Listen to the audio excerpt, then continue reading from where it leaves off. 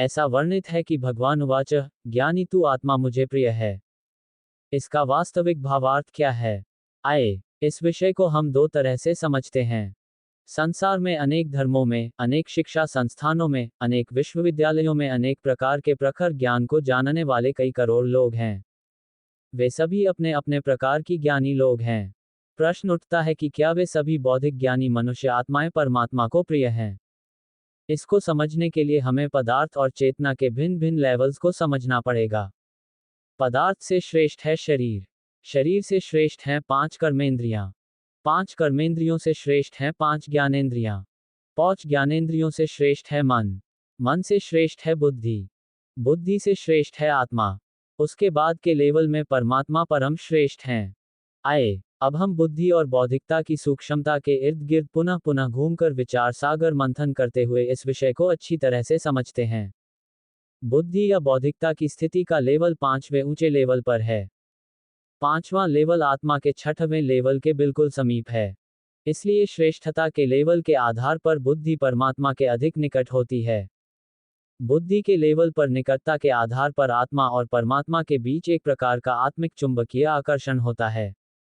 इस स्वाभाविक आकर्षण को ही ज्ञानी तु आत्मा परमात्मा को प्रिय है ऐसा कहा गया है। बुद्धि का लेवल सूक्ष्म होने को ही श्रेष्ठता भी कह सकते हैं और दिव्यता भी कह सकते हैं। दिव्यता और श्रेष्ठता के आधार पर ही ज्ञानी तु आत्मा के लिए प्रियता का भाव पैदा होना ये परमात्मा का नेचुरल नेचर है। जैसे चुंबक के पास एक समान धातु वाली वस्तु जितना ज्यादा निकट होती है उनमें उतना ही ज्यादा खिंचाव होगा। इस नेचुरल खिंचाव को ही प्रियता कहा गया है। इसमें कोई कुछ नहीं कर सकता है। यह एक नियम है और ऐसा प्रियता का होना नेचुरल नियम के अनुसार होता है। इस बौद्धिक स्थिति की श्रेष्ठता को ही ज्ञानी तु आत्मा मुझे प्रिय है ऐसा कहा गया है। वास्तव में परमात्मा को ना तो कोई प्रिय है ना ही कोई अप्रिय है। पर यह प्रियता की स्थिति चुंबक के गुण के समान परमात्मा के स्वभाव की एक नेचुरल नेचर की स्थिति होती है। जो आत्मा जितनी अधिक दिव्य होती है, जो आत्मा जितनी अधिक होती श्रेष्ठ है। इस समानता अनुसार विज्ञान के अनुसार वह आत्मा परमात्मा को स्वाभाविक रूप से प्रिय लगेगी ही। श्रेष्ठता की निकटता होने के साथ आत्माओं में आध्यात्मिक गुण और सृजनात्मक गुण भी होने चाहिए। परमात्मा सृजनहार है, इसलिए ऐसी ज्ञानी तु आत्माएं ही परमात्मा को प्रिय होती हैं जिनकी बुद्धि की श्रेष्ठता भी गुणात्मक और सृजनात्मक रूप की होती है। इसका अर्थ ये हुआ कि पॉजिटिव और सृजनात्मक रूप के ज्ञान को जानने वाली सभी ज्ञानी आत्माएं अपनी ज्ञान की श्रेष्ठता के आधार पर ही परमात्मा को नेचुरली प्रिय होती हैं। इस विषय को दूसरी तरह से भी समझें।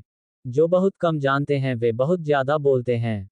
जो बहुत ज्यादा जानते हैं वे बहुत कम बोलते हैं। ज्यादा जानने वाले अक्सर मौन ही रहते हैं। जिन्हें बहुत कम ज्ञान होता है वे स्वयं को बहुत बड़ा ज्ञानी समझते हैं। कुछ ऐसे लोग भी होते हैं जिनका ज्ञान तुलनात्मक रूप से जरा ज्यादा होता है, पर फिर भी वे लोग स्वयं को अज्ञानी समझते हैं।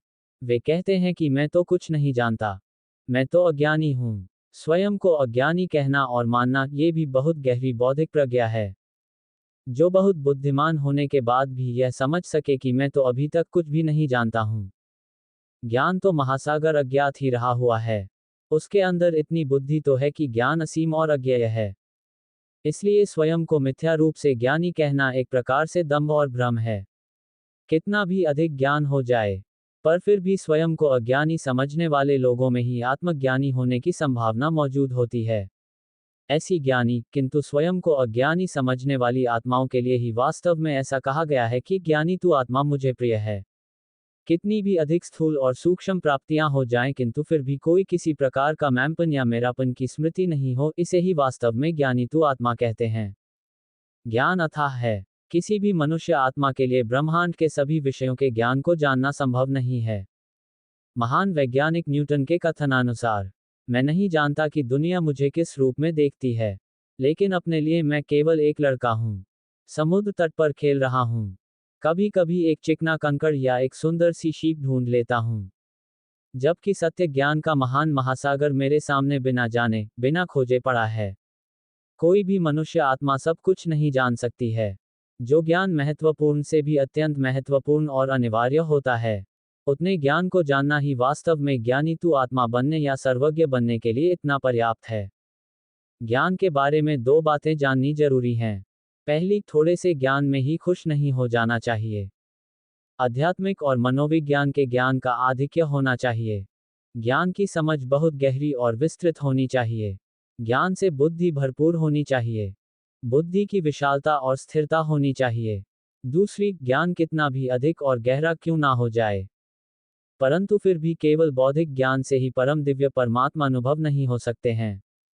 जब भी दिव्य अनुभूतियां होती हैं तब बौद्धिक ज्ञान भी पीछे रह जाता है। सांसारिक ज्ञान से स्वयं की आत्मा का ज्ञान नहीं होता है।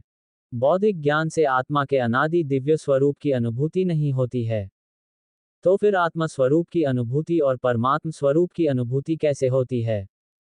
समस्त स्थूल इंद्रियों और स्थूल जगत के पार अनादि अविनाशी आत्मा की दिव्य अनुभूति को ही वास्तव में आत्मज्ञान होना कहा गया है। इसका अर्थ ये हुआ कि अध्यात्म विज्ञान के अनुसार जो आत्मा के अस्तित्व का असली ज्ञान है, उस ज्ञान का अनुभव सभी प्रकार के शाब्दिक ज्ञान से नहीं होता है। आत्मा बीज स्वरूप मौन निशब्द है। निशब्द का अनुभव शब्दों से नहीं हो सकता है। तो क्या इसका अर्थ ये हुआ कि आत्मा की दिव्य अनुभूतियां अज्ञान की स्थिति से होती हैं? जी हाँ, ये लगभग सही बात है कि जब किसी मनुष्य आत्मा को स्वयं की आत्मा की दिव्य अनुभूतियां होती है तब उसकी अबोध स्थिति होती है। अबोध का यहाँ मतलब है बाल समान स्थिति, बिल्कुल निश्चल निष्कपट भोली भाली स्थिति। इसका उत्तरोत्तर अर्थ ये हुआ कि अनेक आयामी ज्ञान जीवन के अनेक भौतिक और बौद्धिक कार्यों के लिए तो उपयोगी है, लेकिन आंतरिक आत्मिक अनुभव में उस ज्ञान की उपयोगिता नहीं होती है। इसलिए ही कहते हैं कि जो कुछ भी आज तक पढ़ा हुआ है, पहले उस सब को भूलिए। उस ज्ञान को भूलिए जो आत्मा की अनुभूति के लिए अनुपयोगी है। अज्ञान की स्थितियां दो प्रकार की होती हैं। पहली स्थिति, मान लीजिए किसी व्यक्ति को कुछ भी ज्ञान नहीं है। मान लीजिए कि वह निरक्षर भी है, उसमें तर्क की क्षमता नहीं है, वह बालसम भोला भाला है, उसे भी हम अज्ञानी कहते हैं। फिर भी उसकी बुद्धि भी स्थिर हो सकती है, आत्मा अनुभूति उसको भी हो सकता है, वह भी प्रैक्टिकल में आत्मज्ञानी हो सकता है, उसमें कोई बाधा नहीं है। अज्ञानी की दूसरी स्थिति, मान लीजिए किसी व्यक्ति को ज्ञान बहुत है, उसको प्रचंड ज्ञान है, वह विभिन्न प्रकार के ज्ञान का भंडार है, उसकी विद्वता अद्भुत अद्वितीय है, लेकिन फिर भी वह व्यक्ति अज्ञानी और अबोध बच्चे के जैसी भोली भाली स्थिति में रहता है। ऐसे व्यक्ति को भी हम अज्ञानी कहते हैं, पर उसका यह अबोधपना व भोलेपन की निर्संकल्पता की अवस्था पहले वाले अज्ञानी व्यक्ति से ज्यादा मूल्यवान होती है। इन दोनों व्यक्तियों की स्थितियां अलग अलग होंगी। पहले की स्थिति केवल आध्यात्मिक रूप से संपन्न वाली स्थिति होती है, दूसरे की स्थिति आध्यात्मिक रूप से और बौद्धिक रूप से दोनों रूपों से संपन्न वाली स्थिति होती है। इसी संदर्भ में ये भी समझ लेना जरूरी है कि बुद्धिवादियों और पदार्थवादियों में पिछले 3000 साल से श्रेष्ठता को लेकर एक बहस और संघर्ष रहा है। ज्यादा श्रेष्ठ कौन है? बुद्धिवादी कहते हैं कि बुद्धि से ज्यादा कुछ भी श्रेष्ठ नहीं होता है, इसलिए हम बुद्धिवादी ही ज्यादा श्रेष्ठ हैं। पदार्थवादी कहते हैं कि हमारे लिए ही तो पदार्थ ही सब कुछ है, पदार्थ ही सबसे ज्यादा अनिवार्य है, इसलिए हम पदार्थवादी ही ज्यादा श्रेष्ठ हैं। यह अभी तक निर्णय नहीं हो पाया है कि ज्यादा श्रेष्ठ कौन है। यदि तर्क और आध्यात्मिक दृष्टिकोण के आधार पर कहें तो बौद्धिकता या बुद्धि सत्य परमात्मा के ज्यादा समीप होती है, इसलिए बौद्धिकता की योग्यता ज्यादा श्रेष्ठ है पदार्थ से। लेकिन यदि अनुभववाद के अनुसार कहें तो पदार्थ भी कम नहीं है, पदार्थ का भी अपना उपयोग है, वह भी अपने आप में महत्वपूर्ण और अनिवार्य है, पर चेतना के विकास और उच्चता के लेवल्स के हिसाब से कहें तो बुद्धि और बौद्धिकता ज्यादा श्रेष्ठ है ही। एक तो विश्व ड्रामा अनुसार परिवर्तन से फैसला होगा, दूसरा यदि ज्ञान की गहरी समझ से दोनों ही अपने अपने दम को त्याग दें, दोनों ही एक तरफा वाली दृष्टि को खत्म करें, दोनों को ये पता नहीं होता है कि वे दोनों ही संयुक्त हैं। जीवन में इन दोनों को अलग अलग किया ही नहीं जा सकता है।